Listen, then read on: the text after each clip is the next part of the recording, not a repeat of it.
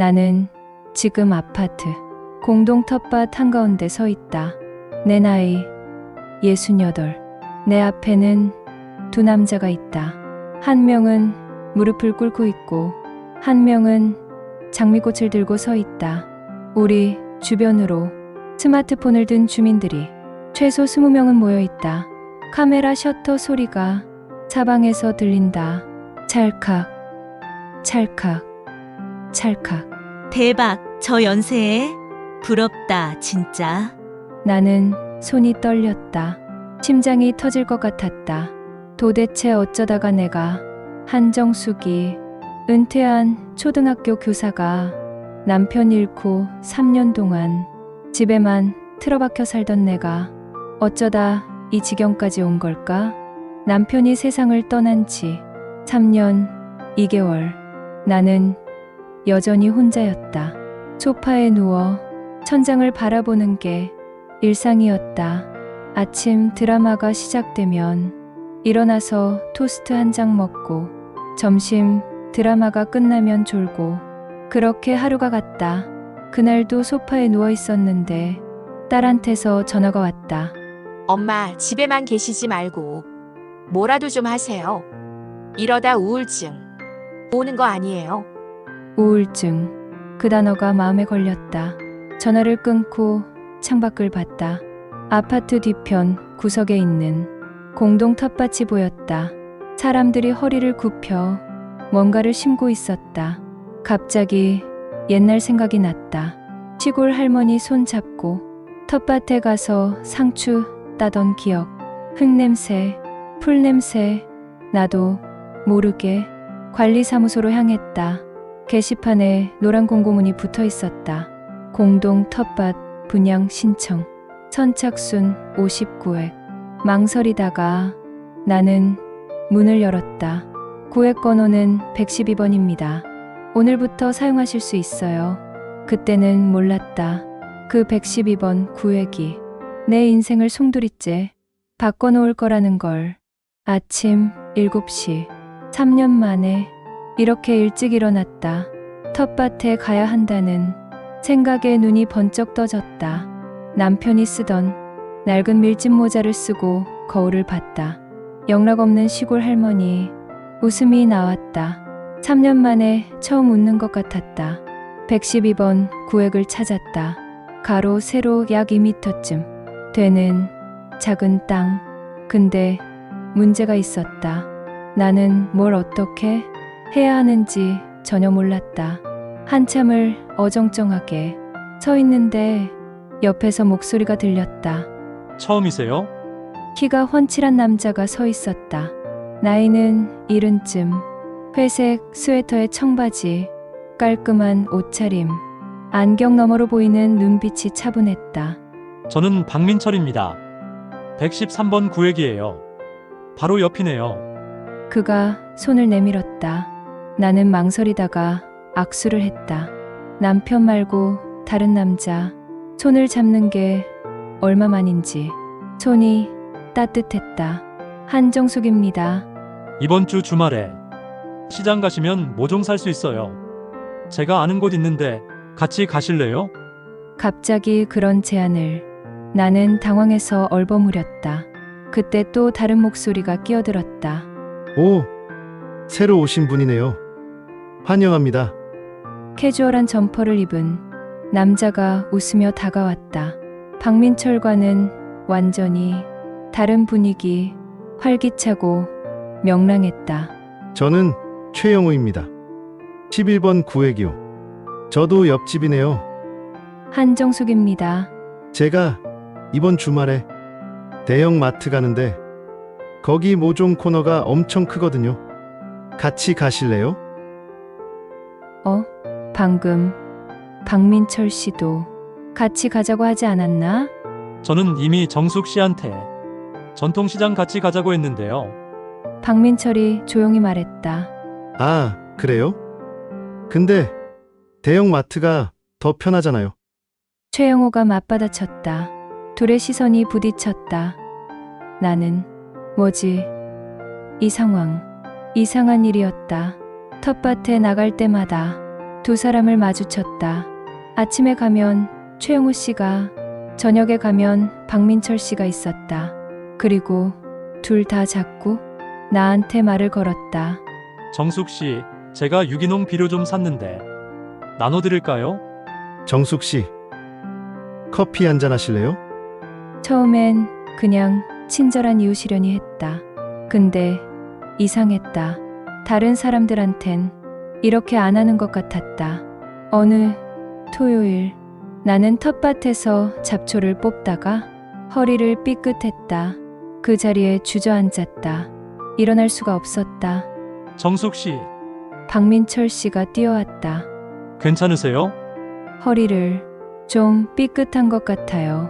그가 내 팔을 조심스럽게 잡아 일으켜 세웠다. 그의 손이 내 등을 받쳐줬다. 따뜻했다. 오래간만에 느끼는 감촉이었다. 누군가의 손길, 나를 걱정하는 사람의 온기. 제가 모셔다 드릴게요. 그는 내 팔을 부축했다. 우리는 천천히 아파트로 걸었다. 13층까지 올라가 현관문 앞에 섰다. 여기까지만요. 정말 고맙습니다. 문을 닫으려는데 그가 조용히 말했다. 내일은 제가 정숙 씨 텃밭 물 줘드릴게요. 무리하지 마세요. 문을 닫았다. 현관에 기대서서 한참을 서 있었다. 심장이 두근거렸다. 미쳤나? 한정숙. 내 나이가 몇인데. 이틀 후 허리가 나아서 텃밭에 나갔다. 그런데 내 112번 구획이 깨끗했다. 잡초도 뽑혀 있고 물도 젖어 있고 심지어 지지대까지 새로 세워져 있었다. 민철 씨. 아, 나오셨어요? 허리는 좀 어때요? 많이 나았어요. 근데 이거 아, 그냥 지나가는 길에 물 좀 줬어요. 거짓말이었다. 이건 지나가는 길에 할 수 있는 양이 아니었다. 그날 저녁 초인종이 울렸다. 최영호 씨가 과일 바구니를 들고 서 있었다. 정숙 씨, 허리 다치셨다면서요? 어떻게? 민철 씨한테 들었어요. 이거라도 드시고 기운 차리세요. 이렇게까지 안 하셔도 되는데. 제가 병원 모셔다 드릴까요? 제 차 있거든요. 그는 명함을 꺼내 건넸다. 나는 명함을 받았다. 문을 닫고 거실 테이블에 명함을 놓았다. 그리고 문득 깨달았다. 아, 이 사람들 나한테 관심이 있는 거구나. 그 생각을 하자마자 얼굴이 뜨거워졌다. 68살 한정숙이 홀로 된 지 3년이 넘은 과부가 두 남자한테 동시에 말도 안 돼. 하지만 나는 거울을 봤다. 얼굴이 빨개져 있었다. 그리고 웃고 있었다. 언제 웃었는지도 모를 만큼 오랜만에 설레고 있었다. 이 나이에 텃밭에 나갈 때마다 두 사람이 있었다. 이제는 자연스러웠다. 편했다. 아니, 편한 척했다. 어느 토요일 오후 우리 셋은 텃밭 옆 벤치에 앉아 수박을 먹었다. 정숙 씨는 취미가 뭐예요? 요즘은 이것밖에 없는 것 같아요. 텃밭. 예전엔요? 책 읽는 거 좋아했어요. 저도 책 좋아해요. 혹시 헤르만 헤세 좋아하세요? 네. 데미안 여러 번 읽었어요. 우와, 저도요. 나는 웃음이 나왔다. 이 나이에 책 이야기로 설레다니. 그렇게 우리는 자연스럽게 함께하는 시간이 늘어났다. 텃밭에서 일하고 벤치에 앉아 이야기하고 가끔 카페에 가서 차를 마셨다. 그리고 나는 조금씩 변하고 있었다. 아침에 일어나면 거울을 보게 됐다. 옷을 고르게 됐다. 머리를 단정히 빗게 됐다. 딸이 전화해서 물었다. 엄마, 요즘 목소리가 밝아지신 것 같은데요? 그래? 무슨 좋은 일 있으세요? 좋은 일. 그런가? 이게 좋은 일인가? 아니면 위험한 일인가? 나는 잘 모르겠다. 다만 한 가지는 확실했다. 나는 지금 68살의 나이에 다시 설레고 있었다. 일주일이 지났다. 나는 매일 아침 7시에 텃밭에 나갔다. 이상한 일이었다. 매일 아침 7시 최영호 씨가 먼저 와 있었다. 정숙 씨, 좋은 아침이에요. 그는 언제나 밝았다. 언제나 웃고 있었다. 오늘 날씨 정말 좋죠? 상추가 쑥쑥 자라겠어요. 그의 111번 구획은 내 구획가로 옆이었다. 자연스럽게 나란히 일하게 됐다. 커피 드실래요? 제가 보온병에 담아왔어요. 아, 괜찮아요. 괜찮기는요? 아침엔 따뜻한 게 좋죠. 그는 보온병 뚜껑에 커피를 따라 건넸다. 나는 받았다. 향이 좋았다. 정숙 씨는 어떤 커피 좋아하세요? 다음엔 그걸로 가져올게요. 아메리카노요. 근데 이렇게까지. 뭐가요? 이웃끼리 당연한 거죠. 그가 웃었다. 편안한 미소였다. 마음이 놓였다. 저녁 6시. 나는 다시 텃밭에 나갔다. 석양이 지고 있었다. 공기가 선선했다. 이번엔 박민철 씨가 있었다. 정숙 씨, 그는 조용히 인사했다. 언제나 그랬다. 조용하고 차분하고 정돈돼 있었다. 모종이 잘 자라고 있네요. 그가 내 구획을 가리켰다. 민철 씨가 도와주셔서요. 아니에요. 정숙 씨가 잘 돌보신 거예요. 우리는 나란히 물을 줬다. 말은 많지 않았다. 하지만 불편하지 않았다. 오히려 편안했다. 정숙 씨, 그가 조심스럽게 말했다. 다음 주 토요일에 농기구 전시회가 있어요. 괜찮으시면 같이 가실래요? 나는 고개를 들었다. 그가 나를 보고 있었다. 안경 너머 눈빛이 진지했다. 부담 갖지 마세요. 그냥 정보 얻으러 가는 거예요. 유용한 도구들 많거든요. 그럼 생각해 볼게요. 그가 미소 지었다. 작지만 따뜻한 미소였다. 이상한 패턴이 생겼다. 아침엔 영호 씨, 저녁엔 민철 씨. 매일 반복됐다. 그리고 둘 다 나한테만 집중했다. 다른 텃밭 주민들은 눈치챘을까? 어느 수요일 아침이었다. 정숙 씨, 제가 유기농 비료 좀 샀는데요. 영호 씨가 큰 봉지를 들고 왔다. 같이 쓰실래요? 이렇게 비싼 걸. 뭐가 비싸요? 저 혼자 쓰기엔 너무 많아서요. 그는 내 구에게도 비료를 뿌려줬다. 꼼꼼하게, 정성스럽게. 정숙 씨, 네, 혹시 혼자 사세요? 갑자기 그런 질문을. 네, 저도요. 그가 잠시 말을 멈췄다. 혼자 살면 외롭잖아요. 나는 고개를 끄덕였다. 하지만 요즘은 덜 외로워요. 그가 나를 봤다. 텃밭 덕분에. 그의 눈빛이 말하고 있었다. 텃밭 덕분이 아니라는 걸. 그날 저녁 민철 씨가 작은 상자를 들고 왔다. 이거 허브 모종이에요. 상자를 열었다. 바질, 로즈마리, 민트. 요리할 때 쓰면 좋아요. 키우기도 쉽고요. 이렇게 많이. 제가 2박스를 샀는데 한 박스는 쓸 데가 없어서요. 거짓말이었다. 이건 계획된 선물이었다. 민철 씨, 네, 왜 이렇게 저한테 잘해주세요? 그가 잠시 망설였다. 왜긴요. 그가 조용히 말했다. 좋으니까요. 좋다는 게.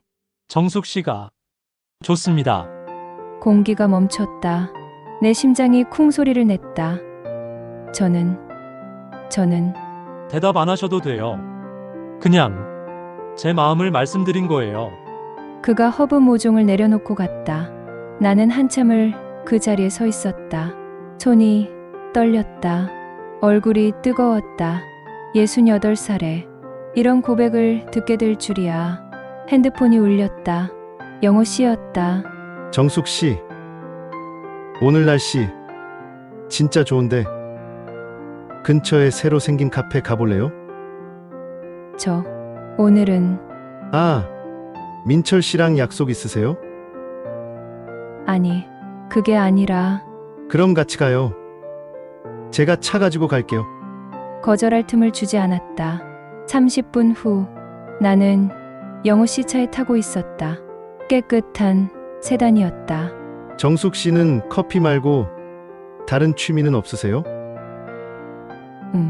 예전엔 책을 많이 읽었어요. 어떤 책요? 소설이요. 외국 소설. 오, 저도 소설 좋아해요. 추리 소설 특히요. 우리는 카페에 도착했다. 통유리 너머로 강이 보이는 곳이었다. 여기 경치 좋죠? 영호 씨가 자랑스럽게 말했다. 제가 며칠 전에 발견했어요. 정숙 씨 보여드리고 싶었거든요. 나를 위해 그가 이곳을 찾았다는 것. 가슴이 뛰었다. 커피를 마시며 우리는 이야기했다. 그의 아내 이야기. 7년 전 암으로 세상을 떠났다고. 마지막까지 간호했다고. 지금도 가끔 미안해요. 더 잘해줄걸. 그의 목소리가 낮아졌다. 하지만 이제는 다시 살아야 한다고 생각해요. 그가 나를 봤다. 정숙 씨를 만나고 나서요. 영호 씨. 저 솔직한 사람이에요. 돌려 말하는 거 못해요. 그가 웃었다. 정숙 씨, 저 괜찮은 사람이에요. 정말로요. 집으로 돌아오는 차 안. 나는 창밖을 봤다. 마음이 복잡했다. 민철 씨의 조용한 고백, 영호 씨의 솔직한 마음, 둘 다 진심이었다. 그리고 나는 어떤 마음인 거지? 딸한테서 전화가 왔다. 엄마, 요즘 목소리가 완전 달라지셨어요. 그래? 네. 뭔가 활기차신 것 같아요. 텃밭 정말 잘하신 것 같아요. 응. 엄마, 혹시 거기서 좋은 분들 만나셨어요? 딸의 목소리가 장난스러웠다. 왜 갑자기 그런 얘기를? 아, 그냥요. 엄마가 너무 행복해 보이셔서. 전화를 끊고 나는 거울을 봤다. 정말로 달라져 있었다.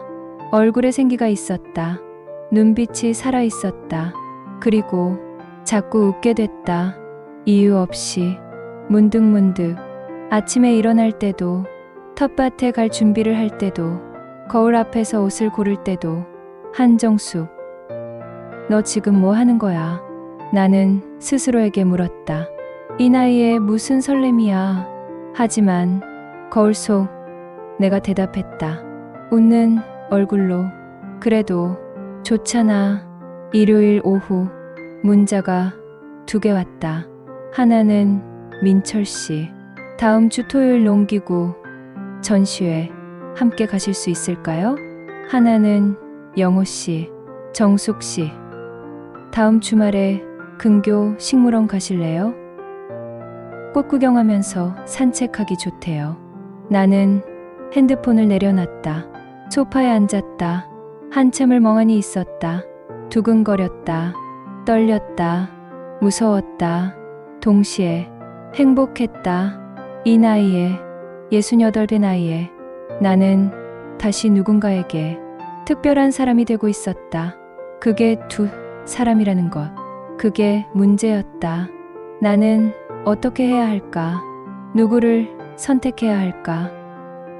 아니, 선택해야 하는 걸까? 나는 결정을 내렸다. 둘 다 만나보기로. 공평하게, 똑같이. 그래야 마음을 알 수 있을 것 같았다. 토요일 오후, 민철 씨와 약속이 있었다.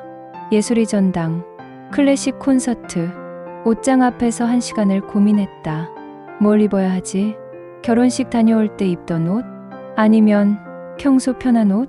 결국 남색 원피스를 골랐다. 남편이 좋아하던 옷이었다. 거울 앞에 섰다. 남편 사진이 보였다. 여보, 미안해. 속으로 말했다. 나 이러는 게 맞는 건지 모르겠어. 예술의 전당 앞, 민철 씨가 서 있었다. 정장은 아니었지만 단정한 재킷에 와이셔츠. 평소보다 훨씬 신경 쓴 차림이었다.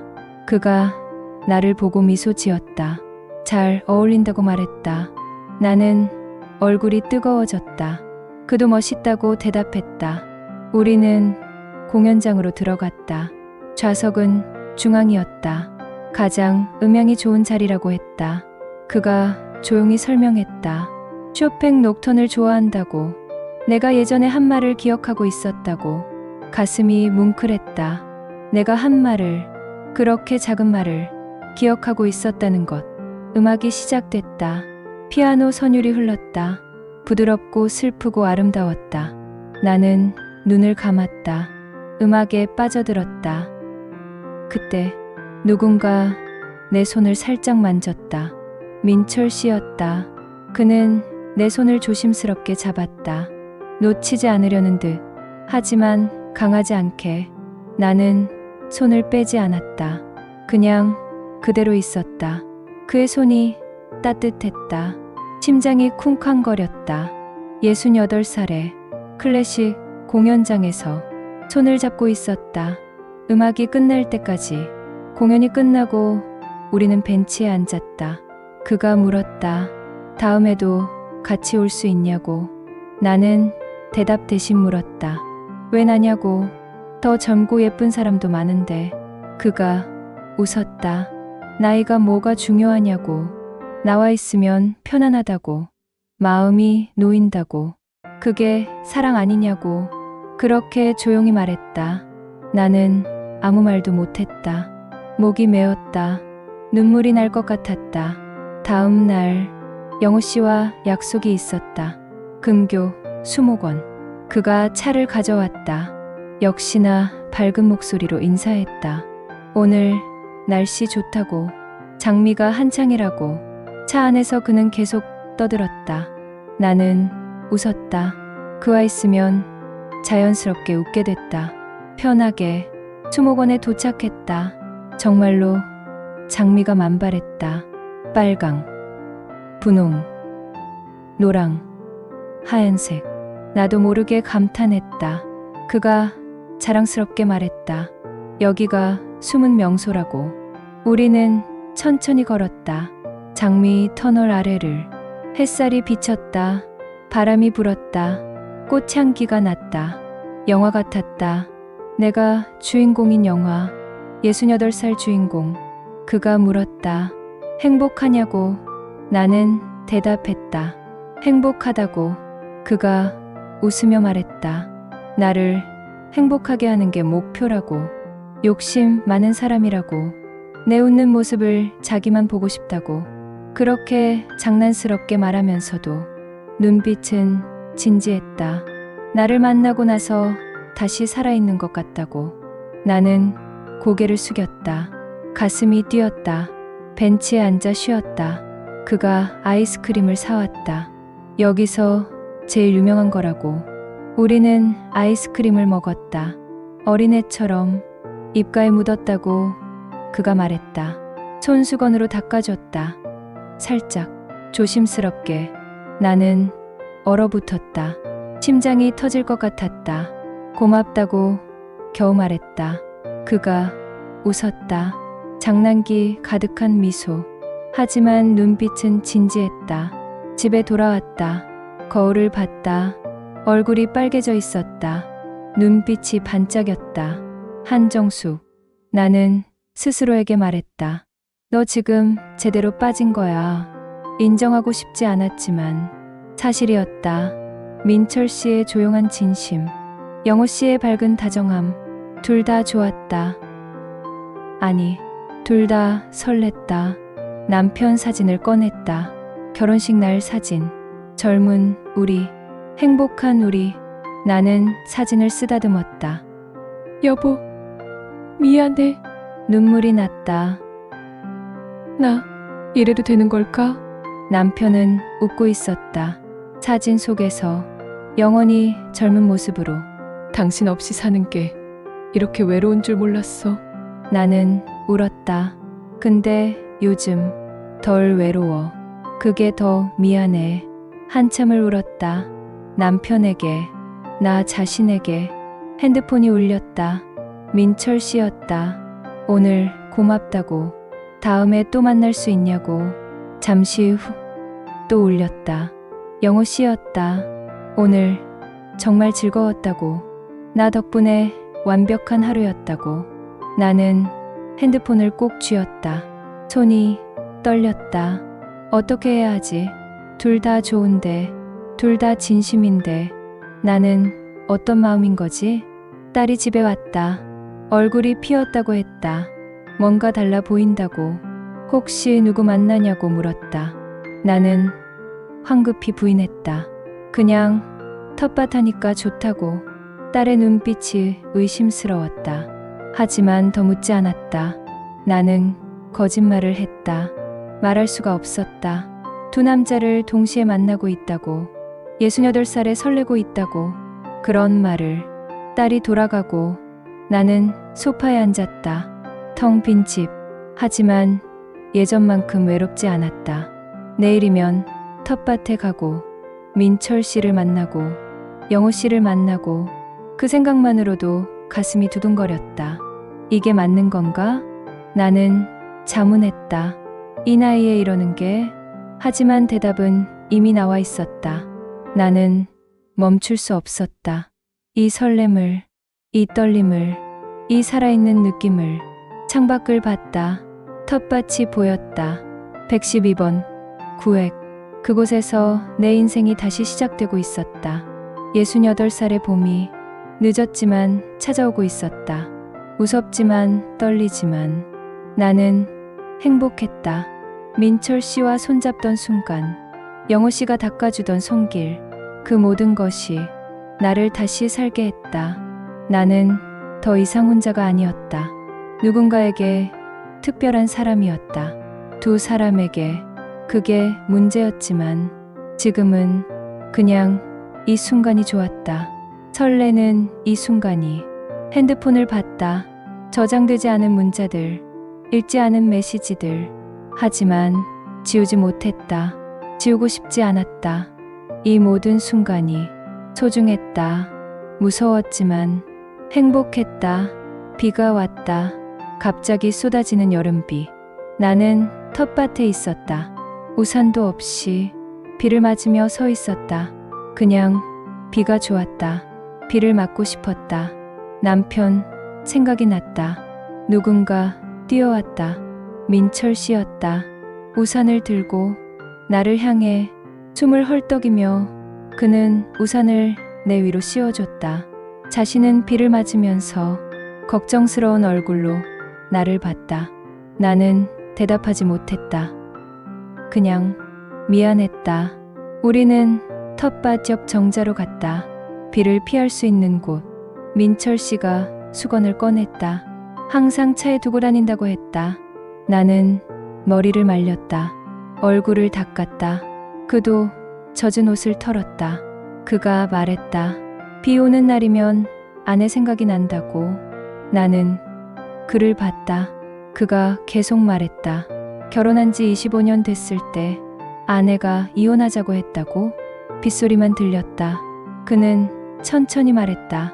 당신은 집에 없었다고 아내가 말했다고. 결혼 생활 내내 혼자였다고. 그가 비를 바라봤다. 자신은 일만 했다고. 건축 일에 미쳐 있었다고. 그의 손이 떨렸다. 아내 생일도 잊었다고. 기념일도 잊었다고. 아이들 학교 행사도 못 갔다고. 나는 듣고 있었다. 이혼하고 나서야 깨달았다고. 자신이 얼마나 나쁜 남편이었는지. 그가 나를 봤다.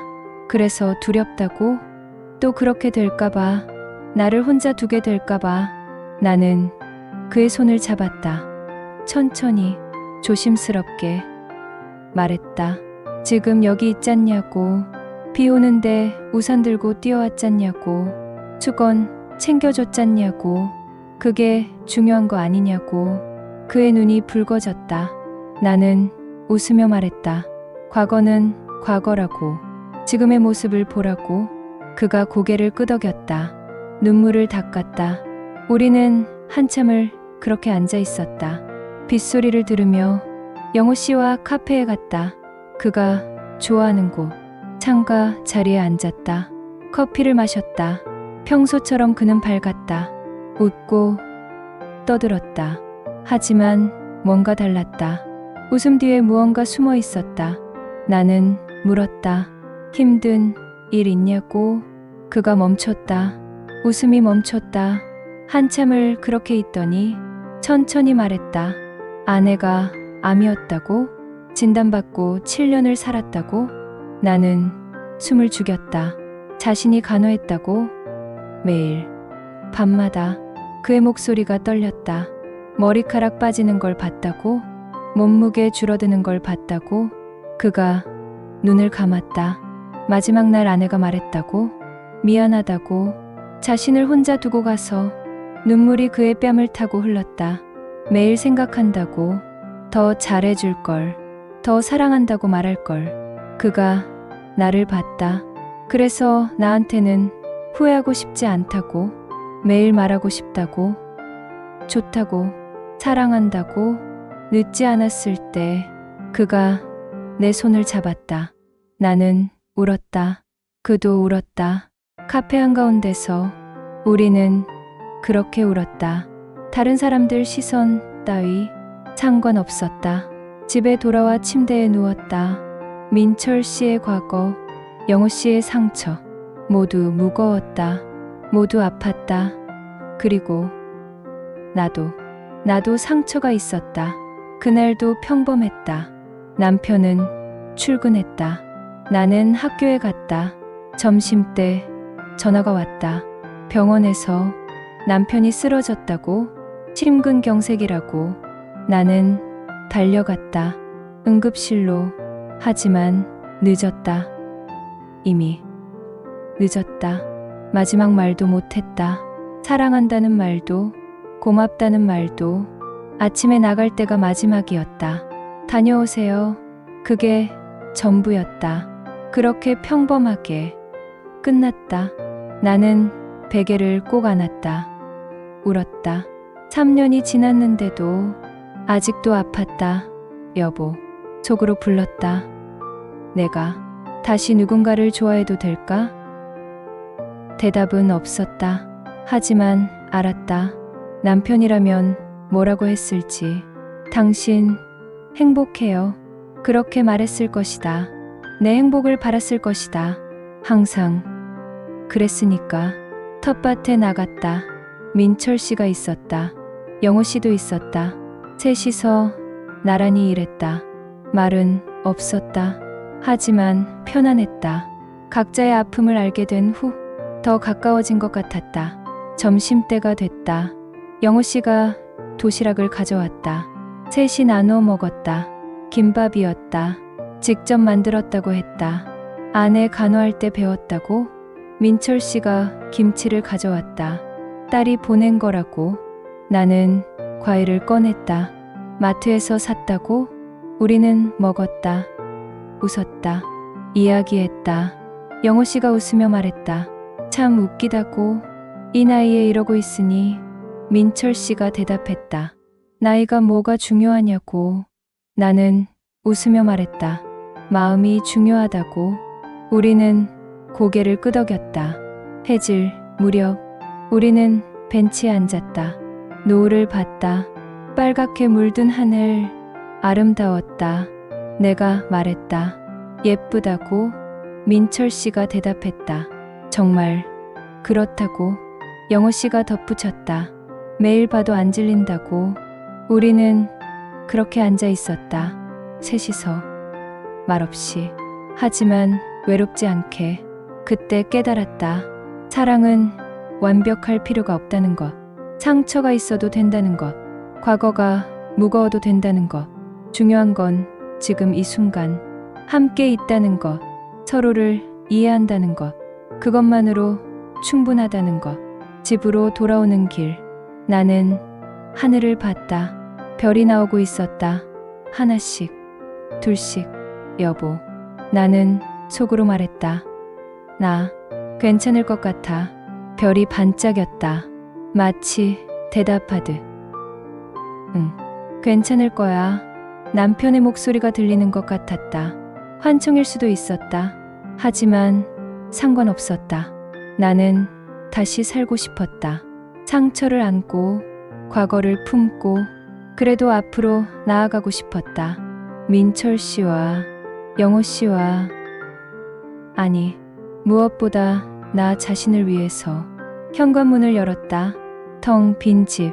하지만 예전처럼 무섭지 않았다. 외롭지 않았다. 내일이면 또 텃밭에 가고 그 사람들을 만나고 웃고 떠들 것이다. 그것만으로도 살아갈 이유가 됐다. 거울을 봤다. 주름진 얼굴, 하얀 머리카락. 하지만 눈빛만은 살아있었다. 68살. 늦지 않았다. 아직 늦지 않았다. 남편 사진을 봤다. 마지막으로 여보, 고마웠어. 속으로 말했다. 당신 덕분에 행복했어. 그리고 덧붙였다. 이제 나도 살게. 사진 속 남편이 웃고 있었다. 항상 그랬듯이 내 편이었다. 살아서도 죽어서도 나는 불을 껐다. 침대에 누웠다. 눈을 감았다. 내일이 기다려졌다. 처음으로 진심으로 민철 씨의 아들이 왔다. 30 중반의 남자. 정장 차림이었다. 우리가 텃밭에서 일하는 걸 봤다. 셋이서 웃으며 그의 얼굴이 굳었다. 민철 씨가 아들을 소개했다. 나는 인사했다. 영호 씨도 인사했다. 하지만 아들은 차갑게 고개만 끄덕였다. 아버지를 따로 보자고 했다. 그들은 벤치로 갔다. 나는 일하는 척했다. 하지만 들렸다. 아들의 목소리가 높았다. 날카로웠다. 재산 문제가 복잡해진다고. 신중하라고. 이 나이에 무슨 연애냐고. 주변에서 뭐라고 하는지 아느냐고. 민철 씨는 조용했다. 대답하지 않았다. 그냥 고개를 숙이고 있었다. 아들이 떠났다. 민철 씨는 벤치에 앉아 있었다. 한참을. 나는 다가갔다. 영호 씨도 다가갔다. 그가 말했다. 괜찮다고. 하지만 목소리가 떨렸다. 딸이 집에 왔다. 은지였다. 평소보다 표정이 심각했다. 소파에 앉자고 했다. 무슨 일이냐고 물었다. 딸이 말했다. 동네에서 소문이 났다고. 엄마가 남자 2명을 만난다고. 삼각관계라고. 처음엔 괜찮다고 생각했는데 이건 좀 아닌 것 같다고. 나는 아무 말도 못했다. 딸이 계속 말했다. 사람들이 수군거린다고. 저 나이에 저러니까 창피하다고. 가슴이 철렁했다. 딸한테 창피한 엄마였다. 그게 제일 아팠다. 딸이 물었다. 정말 둘 다 만나고 있냐고. 나는 고개를 끄덕였다. 둘 다 좋다고. 선택을 못하겠다고. 딸이 한숨을 쉬었다. 엄마라고 불렀다. 나이를 생각하라고. 체면을 생각하라고. 아빠한테 미안하지 않냐고. 그 말이 가슴을 찔렀다. 눈물이 났다. 미안하다고 말했다. 딸이 나갔다. 문을 쾅 닫고 영호 씨한테서 전화가 왔다. 목소리가 가라앉아 있었다. 딸이 왔었다고. 자신을 보러. 딸이 울었다고 했다. 엄마가 돌아가신 지 7년밖에 안 됐는데 벌써 다른 사람을 만나냐고. 엄마한테 미안하지 않냐고. 영호 씨는 대답하지 못했다고. 미안했다고. 딸한테도, 돌아가신 아내한테도, 나한테도. 전화를 끊었다. 나는 소파에 앉았다. 한참을. 핸드폰을 봤다. 민철 씨한테서도 문자가 왔다. 만나서 얘기하자고. 우리는 카페에서 만났다. 셋이서. 아무도 말하지 않았다. 커피만 마셨다. 식었다. 민철 씨가 먼저 말했다. 미안하다고. 아들이 반대한다고. 재산 문제도 있고 주변 시선도 있고 자신이 너무 욕심을 부렸다고. 영호 씨도 말했다. 자신도 미안하다고. 딸이 상처받았다고. 돌아가신 아내를 배신하는 것 같다고. 나는 울었다. 말했다. 내 딸도 반대한다고, 창피하다고 했다고, 아빠한테 미안하지 않냐고 했다고. 우리는 그렇게 앉아 있었다. 말없이 각자의 죄책감을 안고 텃밭에 나가지 않았다. 사흘째 창밖만 봤다. 112번 구획이 보였다. 잡초가 자라고 있었다. 딸한테서 전화가 왔다. 목소리가 부드러웠다. 저번엔 너무 심했다고, 미안하다고, 하지만 엄마 생각도 해달라고, 동네 소문도 생각해달라고. 나는 대답했다. 알겠다고, 생각해보겠다고. 전화를 끊고 울었다. 텃밭에 나갔다. 오랜만에 민철 씨가 있었다. 영호 씨도 있었다. 하지만 거리가 있었다. 예전과 달랐다. 서먹했다. 어색했다. 무슨 말을 해야 할지 몰랐다. 그냥 각자 일했다. 말없이 점심때가 됐다. 아무도 도시락을 가져오지 않았다. 각자 집으로 돌아갔다. 인사도 없이 텃밭 아줌마들이 수군거렸다. 들렸다. 다 들렸다. 저 나이에 남자 둘이라니. 창피한 줄 알아야지. 과부가 철이 없어. 나는 못 들은 척했다. 하지만 가슴이 아팠다. 손이 떨렸다. 호미를 놓쳤다. 집으로 돌아왔다. 거울을 봤다. 주름진 얼굴, 하얀 머리카락. 그래, 나는 늙었다. 이 나이에 무슨 연애, 무슨 설렘. 결심했다. 정리하기로. 민철 씨한테 문자를 보냈다. 영호 씨한테도 문자를 보냈다. 같은 내용이었다. 미안합니다. 더 이상은 어려울 것 같습니다. 전송 버튼을 눌렀다. 핸드폰을 내려놨다. 소파에 앉았다. 울었다. 한참을 울었다. 왜 이렇게 힘든지, 왜 이렇게 아픈지, 사랑이 이렇게 무거운 건지 몰랐다. 핸드폰이 울렸다. 민철 씨였다. 받지 않았다. 또 울렸다. 영호 씨였다. 받지 않았다. 전화가 계속 왔다. 하지만 나는 받지 않았다. 그냥 울었다. 어둠 속에서 혼자. 새벽이 됐다. 울음이 멈췄다. 눈물이 마른 것인지, 더 이상 나올 게 없는 것인지. 창밖을 봤다. 동이 트고 있었다. 새로운 날이 밝았다. 하지만 나는 어떻게 해야 할지 몰랐다. 남편 사진을 봤다. 여보, 미안해. 속으로 말했다. 나 역시 안 되나 봐. 그냥 혼자 사는 게 나을까? 이렇게 힘든 거면, 이렇게 아픈 거면 그냥 혼자. 하지만 가슴 한구석이 텅 비었다. 민철 씨의 조용한 미소, 영호 씨의 밝은 웃음. 그게 그리웠다. 벌써 나는 소파에 누웠다. 눈을 감았다. 잠이 오지 않았다. 핸드폰이 또 울렸다. 무음으로 돌렸다. 그렇게 밤이 갔다. 아침이 왔다. 하지만 나는 일어날 수 없었다. 문자를 보낸 지 이틀이 지났다. 민철 씨에게, 영호 씨에게 둘 다 답장이 없었다. 전화도 오지 않았다. 나는 창밖만 봤다. 텃밭이 보였다. 112번 구획. 잡초가 무성했다. 아무도 없었다.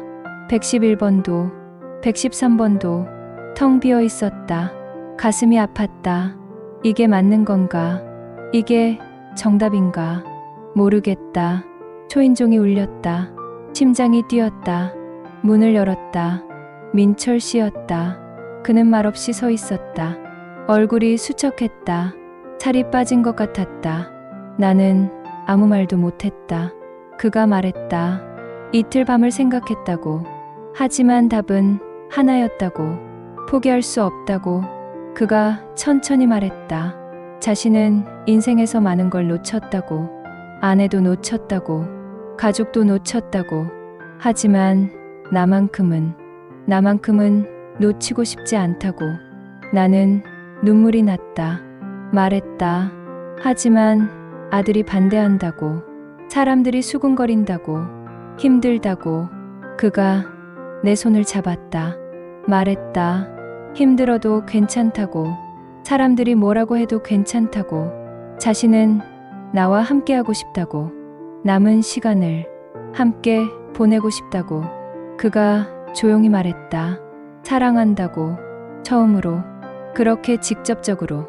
나는 대답하지 못했다. 그냥 울었다. 그가 돌아갔다. 나는 문 앞에 주저앉았다. 한참을 텃밭에 나갔다. 오랜만에 마음을 정리하려고, 잡초를 뽑으려고. 영호 씨가 있었다. 111번 구에게 등을 보이고 일하고 있었다. 나를 본 척 안 했다. 나도 일했다. 말없이 1시간쯤 지났을까. 그가 내 구획으로 왔다. 물을 건넸다. 생수 한 병. 나는 받았다. 고맙다고 말했다. 그가 앉았다. 내 옆에. 말했다. 자신도 생각을 많이 했다고. 딸의 말도 맞다고. 돌아가신 아내한테 미안하다고. 하지만 그가 나를 봤다. 말했다. 나를 만나고 나서 다시 살아있는 것 같다고. 웃을 수 있었다고. 아침이 기다려졌다고. 돌아가신 아내라면 자신이 행복하길 바랐을 거라고. 다시 사랑하길 바랐을 거라고. 그렇게 믿는다고. 그가 말했다. 정숙 씨, 나는 욕심쟁이라고.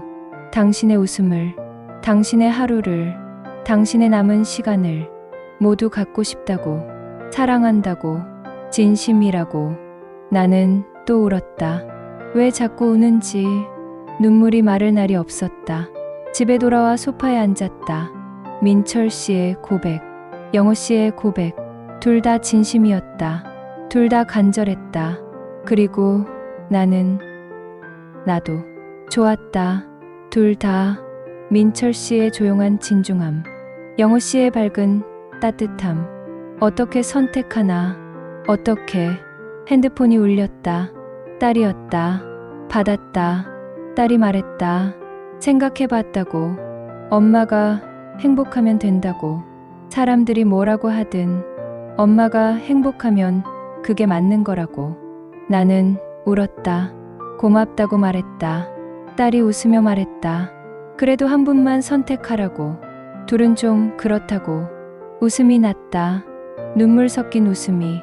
텃밭 관리 아저씨가 왔다. 나를 보고 말했다. 고민이 많아 보인다고.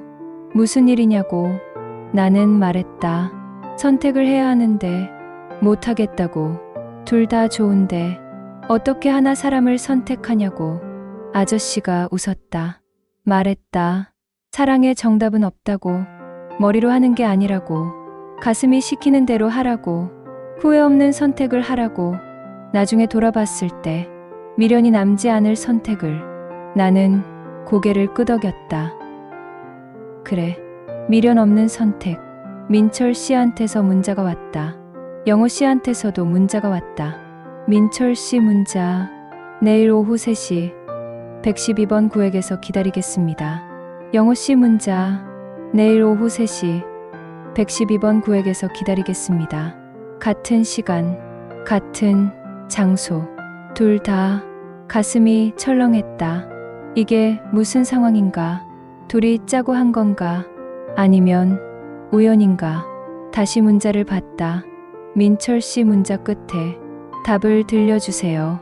어떤 답이든. 영호 씨 문자 끝에 선택해 주세요. 솔직하게. 나는 핸드폰을 꼭 쥐었다.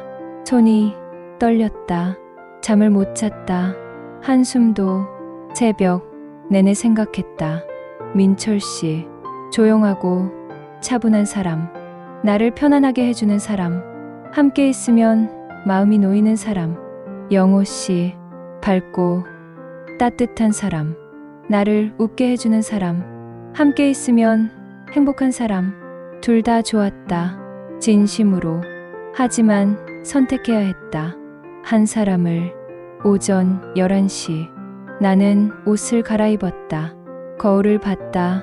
주름진 얼굴. 하얀 머리카락. 하지만 눈빛만은 살아있었다. 결심했다. 가슴이 시키는 대로 후회 없는 선택을 텃밭으로 향했다. 다리가 떨렸다. 심장이 터질 것 같았다. 멀리서 봤다. 112번 구획. 두 사람이 서 있었다. 민철 씨, 영호 씨. 서로 떨어져서 각자 나를 기다리고 있었다. 나는 걸음을 멈췄다. 숨을 깊이 들이마셨다. 다시 걸었다. 두 사람이 나를 봤다. 민철 씨의 눈빛, 영호 씨의 눈빛. 둘 다 간절했다. 나는 그들 앞에 섰다. 입을 열었다. 저는 목소리가 떨렸다. 두 사람이 나를 봤다. 숨을 죽이고 나는 천천히 말했다. 저는 두 분 모두에게 감사합니다. 두 분 덕분에 다시 살 수 있었습니다. 하지만 숨을 들이마셨다. 제 선택은 나는 숨을 멈췄다. 두 사람도 숨을 멈췄다. 세상이 멈춘 것 같았다. 제 선택은 아직 없습니다. 민철 씨의 얼굴이 굳었다. 영호 씨의 미소가 사라졌다. 나는 천천히 말을 이었다. 미안합니다. 하지만 한 가지는 확실합니다. 두 사람이 나를 봤다. 나는 계속 말했다. 저는 더 이상 혼자 살고 싶지 않습니다. 딸의 반대도, 사람들의 시선도 다 괜찮습니다. 이 나이에 사랑한다고 해서 창피한 게 아닙니다. 오히려 이 나이에도 사랑할 수 있다는 게 기적입니다. 목소리가 떨렸다. 하지만 계속했다. 두 분 모두 소중합니다. 진심으로요. 그래서 선택이 힘듭니다. 너무 힘듭니다. 나는 눈물을 닦았다. 시간을 주세요. 조금만요. 제 마음을 정리할 시간을. 민철 씨가 먼저 말했다. 기다리겠다고. 얼마든지. 영호 씨도 고개를 끄덕였다. 천천히 생각하라고. 급하지 않다고. 하지만 그들의 눈빛은 급했다. 간절했다. 아팠다. 일주일이 흘렀다.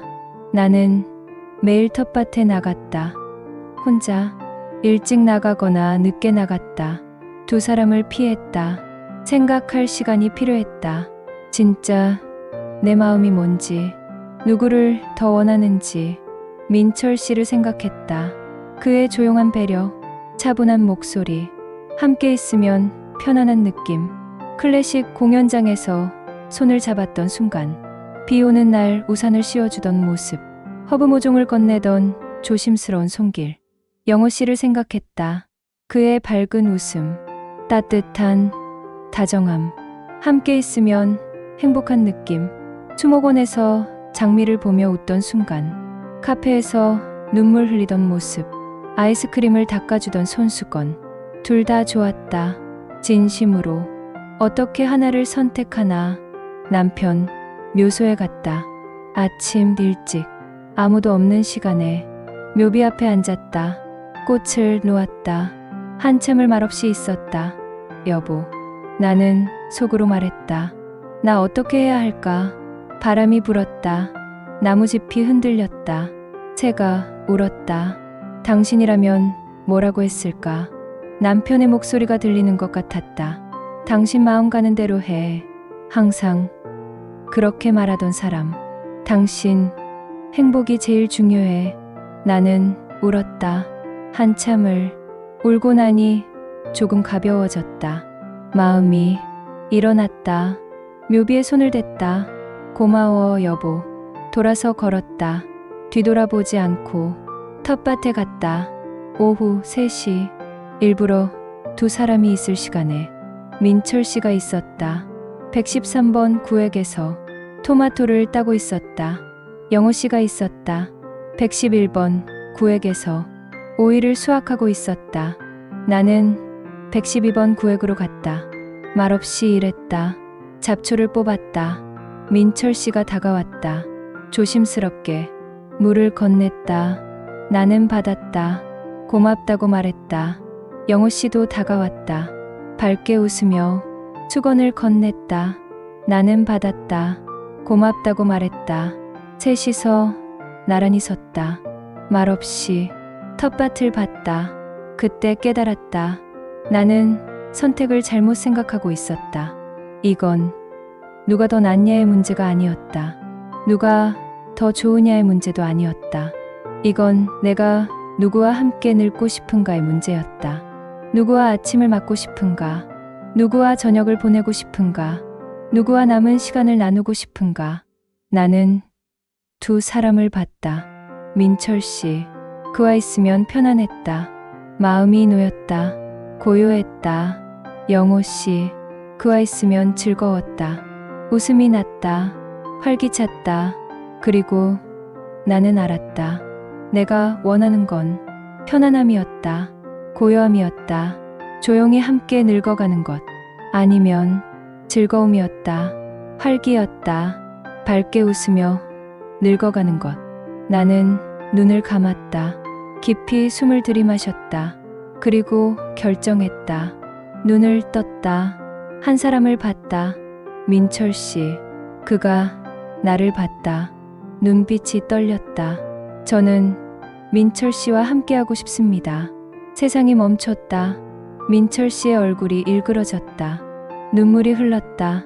그는 아무 말도 못했다. 그냥 고개를 끄덕였다. 나는 영호 씨를 봤다. 그의 얼굴에서 미소가 사라졌다. 하지만 울지 않았다. 그는 천천히 다가왔다. 내 앞에 섰다. 축하합니다, 정숙 씨. 목소리가 떨렸다. 하지만 웃고 있었다. 민철 씨, 부탁합니다. 정숙 씨를 행복하게 해주세요. 민철 씨가 고개를 끄덕였다. 그렇게 하겠습니다. 영호 씨가 나를 봤다. 정숙 씨 행복하세요. 그가 돌아섰다.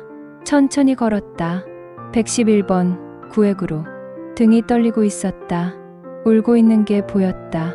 나는 달려가고 싶었다. 미안하다고 말하고 싶었다. 고맙다고 말하고 싶었다. 하지만 그럴 수 없었다. 그게 더 잔인한 일이니까. 민철 씨가 내 손을 잡았다.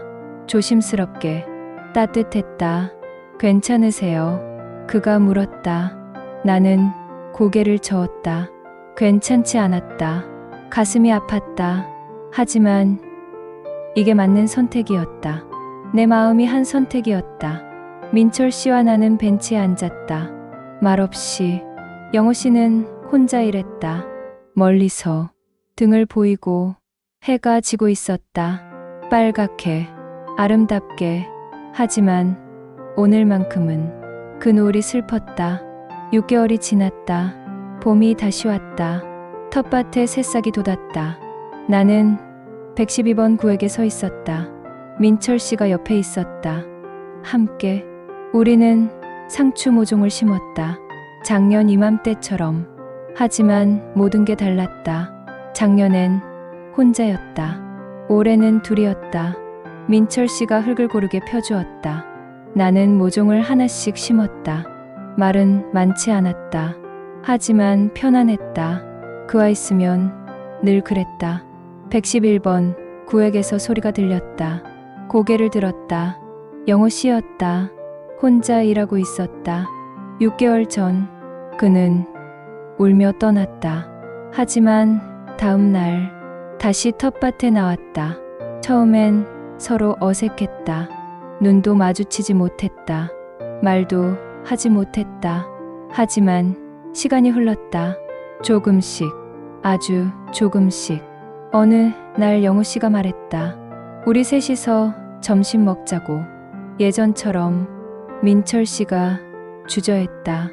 나도 망설였다. 하지만 영호 씨는 웃고 있었다. 진짜 웃음이었다. 그렇게 우리는 다시 함께했다. 셋이서 예전과 다르게. 하지만 여전히 함께. 영호 씨가 손을 흔들었다. 나와 민철 씨를 보고 우리도 손을 흔들었다. 그가 웃으며 소리쳤다. 오늘 날씨 좋죠? 민철 씨가 대답했다. 정말 좋습니다. 나는 웃었다. 영호 씨가 다가왔다. 도시락을 들고 셋이서 먹자고. 우리는 고개를 끄덕였다. 벤치에 앉았다. 셋이서. 나란히. 영호 씨가 김밥을 꺼냈다. 민철 씨가 김치를 꺼냈다. 나는 과일을 꺼냈다. 예전처럼 우리는 먹었다. 이야기했다. 웃었다. 영호 씨가 말했다. 자신에게 새로운 사람이 생겼다고, 복지관에서 만났다고, 같이 봉사활동을 한다고. 나는 놀랐다. 민철 씨도 놀랐다. 하지만 기뻤다. 진심으로. 영호 씨가 웃으며 말했다.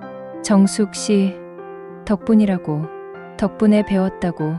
다시 사랑할 수 있다는 걸, 포기하지 않는다는 걸. 나는 눈물이 났다. 고맙다고 말했다. 행복하라고 말했다. 영호 씨가 말했다. 자신도 그러겠다고. 우리도 행복하라고. 민철 씨가 그의 어깨를 두드렸다. 두 남자가 웃었다. 나도 웃었다. 해가 따뜻했다. 바람이 부드러웠다. 봄이었다. 우리의 봄이었다. 저녁이 됐다. 영호 씨가 먼저 일어났다. 내일 또 보자고. 우리는 손을 흔들었다. 민철 씨와 나는 남았다. 조금 더 함께. 그가 내 손을 잡았다. 주름진 손. 하지만 따뜻한 손. 우리는 노을을 봤다. 빨갛게 물든 하늘. 아름다웠다. 민철 씨가 조용히 말했다. 행복하냐고. 나는 고개를 끄덕였다. 행복하다고. 그가 웃었다. 나도 웃었다. 집으로 돌아가는 길. 민철 씨가 내 손을 잡고 걸었다. 천천히. 아파트 입구에서 헤어졌다. 내일 보자고. 아침 7시에 텃밭에서. 나는 13층으로 올라갔다. 현관문을 열었다. 집은 여전히 조용했다. 하지만 외롭지 않았다. 거울을 봤다. 주름진 얼굴, 하얀 머리카락. 하지만 눈빛은 살아있었다. 남편 사진을 봤다. 웃고 있는 얼굴. 나도 웃었다. 여보, 나 행복해. 속으로 말했다. 핸드폰이 울렸다. 민철 씨였다. 무사히 도착했냐고. 나는 웃으며 대답했다. 잘 들어왔다고. 문자가 또 왔다. 영호 씨였다. 오늘 즐거웠다고. 내일 또 보자고. 나는 답장했다. 나도 즐거웠다고. 침대에 누웠다. 창밖을 봤다. 별이 보였다. 반짝이고 있었다. 1년 전 나는 혼자였다. 텅 빈 집에서 죽은 듯 살았다. 하지만 지금 나는 살아있었다. 진짜로. 텃밭 112번 구획. 그곳에서 모든 게 시작됐다. 두 남자를 만났다. 설렜다. 고민했다. 선택했다. 하나를 선택했지만 둘 다 잃지 않았다. 사랑도 얻었고 우정도 지켰다. 완벽하지 않았다. 때로는 어색했다. 때로는 아팠다. 하지만 괜찮았다. 이게 인생이니까. 이게 사랑이니까. 68살. 늦은 나이. 하지만 늦지 않았다. 사랑하기에, 설레기에, 다시 시작하기에. 나는 눈을 감았다. 내일이 기다려졌다. 아침 7시. 텃밭에서 민철 씨를 만날 것이다. 영호 씨도 만날 것이다. 함께 일하고, 함께 웃고, 함께 늙어갈 것이다. 그게 행복이었다. 창밖에서 바람이 불었다. 봄바람이었다. 따뜻했다. 나는 미소 지었다. 우리 텃밭에 봄이 왔다. 늦었지만 아름다운 봄이.